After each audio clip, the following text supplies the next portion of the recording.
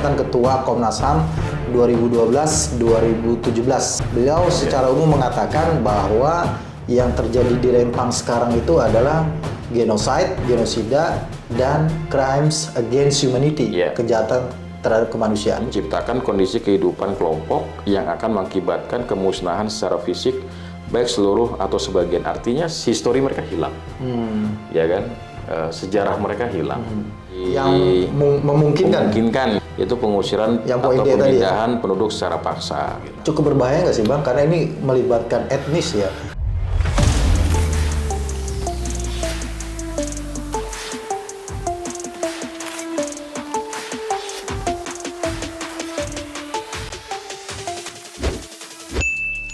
Assalamualaikum warahmatullahi wabarakatuh. Kembali lagi di YouTube channel Halo Pengacara. Apa kabarnya sahabat Halo Pengacara? Semoga dalam keadaan sehat walafiat ya. Kembali bersama Bang Nasrullah Nasution, kita akan memberikan ulasan lanjutan terkait dengan kasus Rempang, Bang. Ini ada berita yang siaran pers ya yang disampaikan oleh Walhi ya, Bang. Di tanggal 31 Agustus 2023 dengan judul "Pemerintah didesak hentikan penggusuran ribuan masyarakat di Pulau Rempang untuk kepentingan investasi skala besar."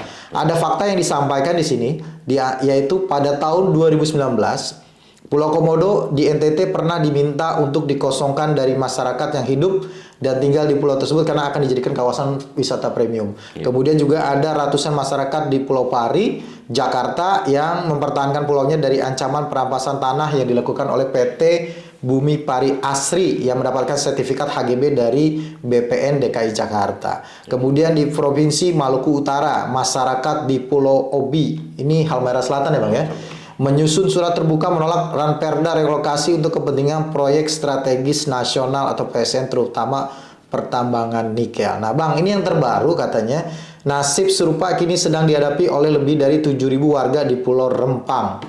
Nasib yang sama. Tapi kok pemberitaannya berbeda Bang? Terima kasih Bang Heri ya.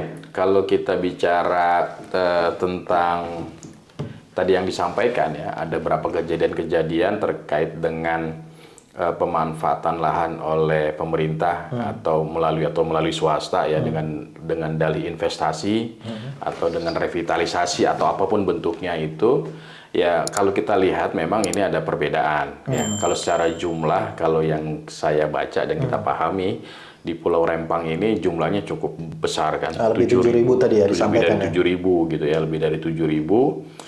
Dan juga ini dalam satu etnis tertentu ya kan. Mayoritas adalah Melayu ya. Mayoritas adalah Melayu, sehingga ada kesan, ada mungkin tadi hal yang memang sangat sensitif yang tadi disampaikan di awal kan gitu ya.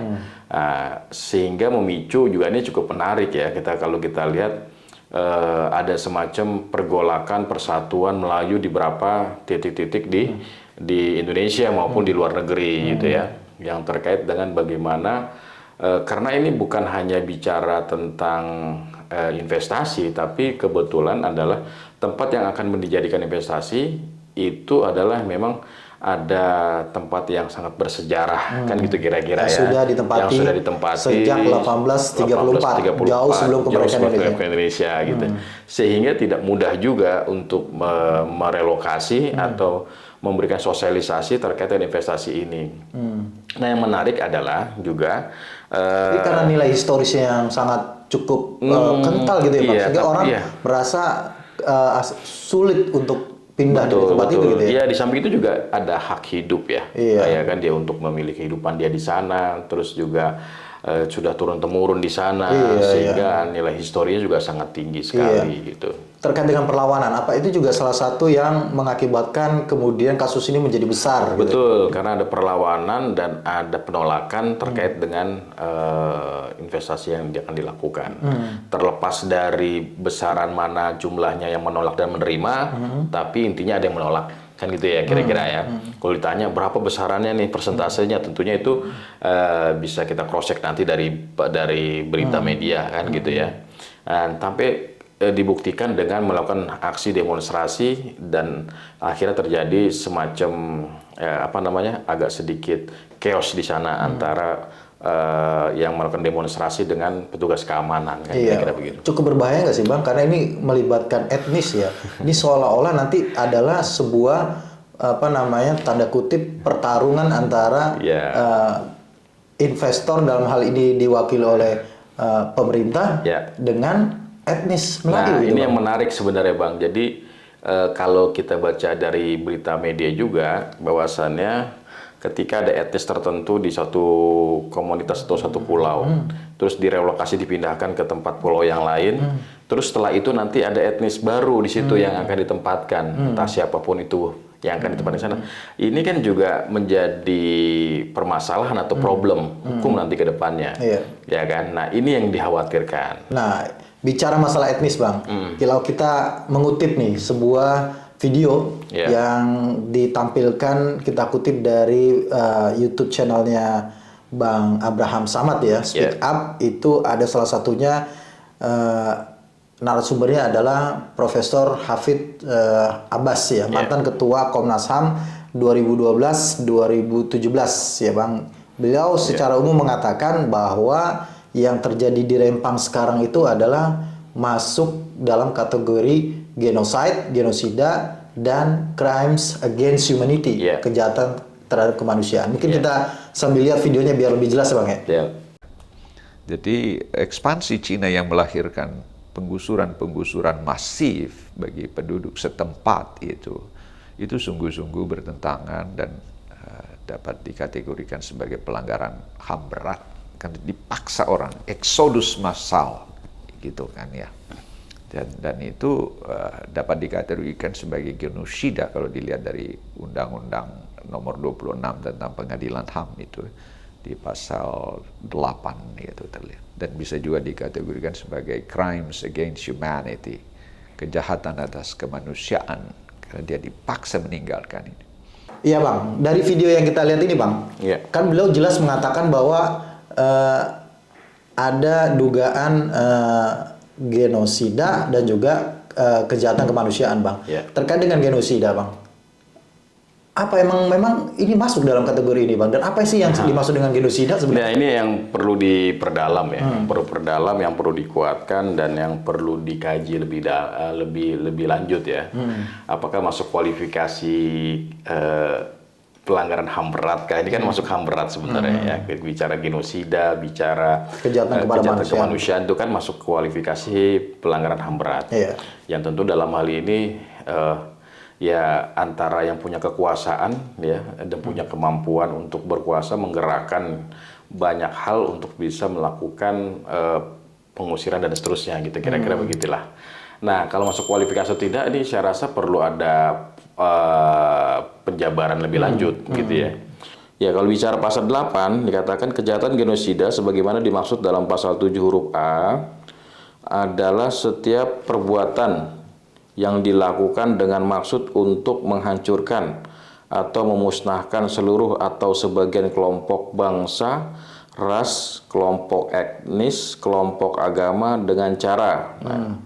Nah, ini kalau bicara A itu membunuh anggota kelompok. Yang B mengakibatkan penderitaan fisik atau mental yang berat terhadap anggota kelompok. Yang C menciptakan kondisi kehidupan kelompok yang akan mengakibatkan kemusnahan secara fisik, baik seluruh atau sebagiannya. Yang D memaksakan tindakan-tindakan yang bertujuan mencegah kelahiran di dalam kelompok atau memindahkan secara paksa anak-anak dari kelompok tertentu ke kelompok lain. Nah, ini secara definisi. Dari definisi itu? Dari pasal 8 ya, nyerempet-nyerempet kira-kira ya, yang perlu kita dugaan awal. Ya, dugaan kita misalkan yaitu tadi yang C yaitu menciptakan kondisi kehidupan kelompok yang akan mengakibatkan kemusnahan secara fisik baik seluruh atau sebagian. Artinya histori mereka hilang, ya kan, sejarah mereka hilang. Ya, mungkin ini yang dimaksud. Gitu, nah, terkait dengan genocide ini kan kalau di Pengadilan HAM Indonesia memang belum ada gitu ya. Kalau sepengetahuan saya, tapi mungkin nggak tahu kalau memang ada yang punya data terkait dengan itu. Karena yang kita tahu Pengadilan HAM itu banyak mengadili itu kemarin terkait dengan masalah perkara yang di Timur Timur. Tapi selebihnya juga bukan terkait dengan genosida begitu. Nah, kalau di internasional, Bang, terkait dengan genosida itu kan pernah ada juga terkait dengan kasusnya Rwanda ya Bang ya. Rwanda itu kan antara tentunya suku juga Hutu dan Tutsi, kalau saya tahu. ada istilahnya panduan lah terkait dengan genosida itu untuk menentukan dia genosida itu seperti apa sih Bang? Ya, kan ada Statuta Roma ya. Ada Statuta Roma itu yang menjadi patokan untuk menentukan atau mengatur tentang kualifikasi genosida ataupun kejahatan terhadap kemanusiaan. Kan gitu ya. Nah, biasanya itu memang peran negara sangat dominan. Ya, peran negara sangat dominan untuk melakukan penghapusan terhadap etnis atau kelompok tertentu. Nah, itu yang dilakukan, yang ada di negaranya, kan gitu ya. Seperti yang terjadi di Rwanda antara suku Hutu dan Tutsi. Beliau ini ahli hukum internasional sebenarnya. Bukan. Banyak baca aja. Kira-kira salah satu penelitiannya terkait dengan Rwanda ya Bang ya? Dengan Rwanda gitu kira-kira. Kalau terkait dengan Rwanda itu kan genocide ya Bang ya? Genocide. Itu gimana Bang secara kalau bilang pertimbangannya lah begitu? Di Rwanda itu internasional ya, artinya ada pengadilan pidana internasional yang terkait dengan kasus Akesu yang menyatakan bahwa untuk dapat dituntut atas kejahatan genosida, sebuah perbuatan harus dilakukan terhadap satu atau beberapa orang. Karena orang tersebut adalah anggota dari suatu kelompok, alasannya harus spesifik. Karena mereka merupakan bagian dari kelompok tersebut. Jadi, korban dipilih bukan karena identitas individunya, melainkan karena keanggotaannya dalam suatu kelompok, etnis, ras, agama, kewarganegaraan. Kira-kira begitu, Bang. Iya, ini terkait dengan genocide. Memang tadi yang Abang bilang yang paling mungkin mendekati itu adalah menciptakan kondisi kehidupan kelompok yang akan mengakibatkan kemusnahan secara fisik baik seluruh atau sebagiannya. Walaupun itu perlu ada penyelidikan lebih lanjut untuk menentukan benar atau tidaknya ada penghapusan etnis dalam hal ini penghapusan etnis Melayu gitu ya di Pulau Rempang. Nah, tapi itu untuk membuktikan itu harus ada niatnya kira-kira begitu. Iya, ada mensreanya. Apakah niatnya itu adalah untuk menghapuskan atau emang semurni investasi aja, begitu ya. Nggak ada niat lainnya. Nggak ada niat lainnya begitu ya. Kemudian Bang, tadi kita pertama terkait dengan genosida yang tadi disampaikan oleh Prof. Hafid ya Abbas. Ada yang kedua itu beliau juga mengatakan masuk atau terkualifikasi terkait dengan kejahatan kemanusiaan ya Bang, crimes against humanity-nya pasal 9 huruf D Bang, terkait dengan pengusiran. Ya, pasal 9 di dalam undang-undang yang sama ya, Undang-Undang 26 tahun 2000 itu dikatakan kejahatan terhadap kemanusiaan sebagaimana dimaksud dalam pasal 7 huruf B adalah salah satu perbuatan yang dilakukan sebagai bagian dari serangan yang meluas atau sistematik yang diketahuinya bahwa serangan tersebut ditujukan secara langsung terhadap penduduk sipil berupa, nah ini ada A. pembunuhan, B. pemusnahan, C. perbudakan, D. pengusiran atau pemindahan penduduk secara paksa gitu ya. Kalau kita lihat dari yang memungkinkan kira-kira yang tadi kita sampaikan itu pengusiran atau pemindahan penduduk secara paksa. Nah, kalau pemindahan penduduk secara paksa ada penjelasan lebih lanjutnya Bang? Yang dimaksud dengan pengusiran atau pemindahan penduduk secara paksa adalah pemindahan orang-orang secara paksa dengan cara pengusiran atau tindakan pemaksaan yang lain dari daerah di mana mereka bertempat tinggal secara sah tanpa disadari alasan yang diizinkan oleh hukum internasional. Ini kan kejahatan HAM berat gitu ya.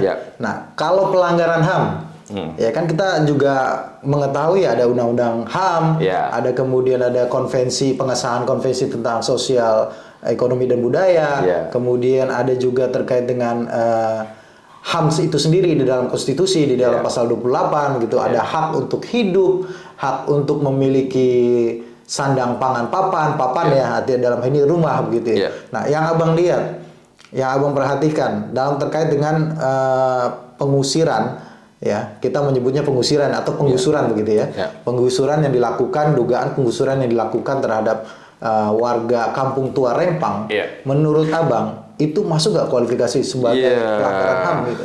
Ya, kalau itu sih melanggar HAM ya, karena kan tentunya dalam hal ini semua orang punya hak hidup, ya kan, hak untuk dia apa namanya bisa menikmati hidupnya gitulah, kira-kira begitu. Nah, termasuk hak untuk terkait dengan masalah rumahnya juga. Masalah rumahnya, tempat tinggalnya dan seterusnya.